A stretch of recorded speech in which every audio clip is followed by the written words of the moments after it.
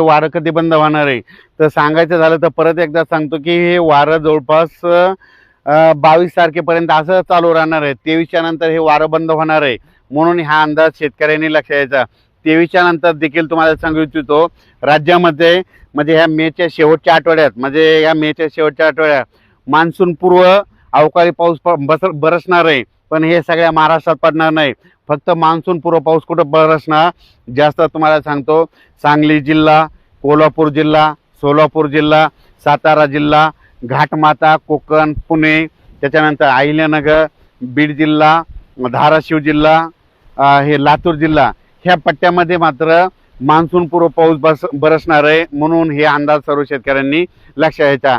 ह्या जवळपास पश्चिम महाराष्ट्र सांगायचं झालं तर पश्चिम महाराष्ट्राकडं मात्र 21 तारखेपासून म्हणजे 21च्या नंतर 22-23च्या नंतर तिकडं मान्सून पूर्व अवकाळी पावसाला, पूर्वमोसमी पावसाला सुरुवात होणार आहे.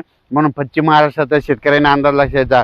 पण विदर्भ आणि मराठवाडा आणि इकडं उत्तर महाराष्ट्र या भागाकडं मात्र हे अवकाळी जास्त येणार नाही. मग या इकडं विदर्भ मराठवाड्यात कधी येणार तर तुम्हाला सांगू इच्छितो 27, 28, 29च्या दरम्यान, म्हणजे मेच्या शेवटच्या आठवड्याच्या टायमाला मग मान्सून पूर्व पाऊस येईल.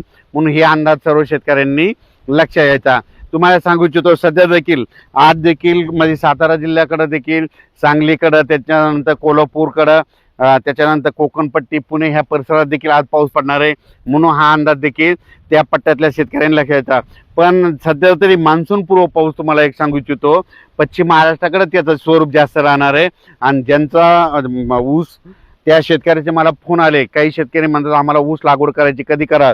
तर त्या पश्चिम महाराष्ट्राचे जे शेतकरी येतं कोल्हापूरचे, त्यांना ऊस लागवड करण्यासाठी सांगू इच्छितो की तुम्ही काय करा, म्हणजे 20, 21, 22, 23 तारखेपर्यंत तुम्ही सरळ हे ओढून रेडी करून ठेवा.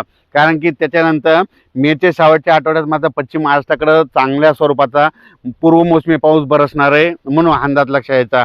आणि त्याच्यानंतर राज्यात मात्र शेतकऱ्याला